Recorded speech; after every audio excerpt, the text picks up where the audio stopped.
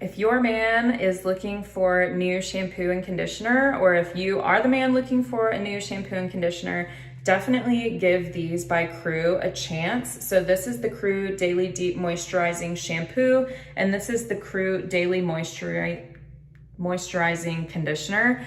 So these have a really good scent to them. It's nothing overwhelming. So if you're gonna layer like cologne or whatever later, you don't have to worry about conflicting scents or anything. But this is just like a good musky scent.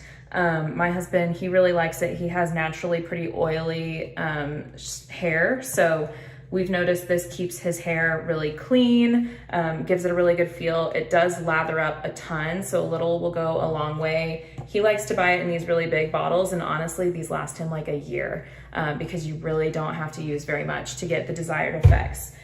What he really likes about the conditioner is it's got like kind of a minty, tingly sensation to it. So it's gonna give you that really clean feel. It's luxurious, feels really good, and it does not leave your hair greasy at all. Like I said, he has naturally pretty oily hair, and this does not weigh it down. It doesn't look greasy after he's washed. So we have really liked these. If you're looking for something, definitely give them a try.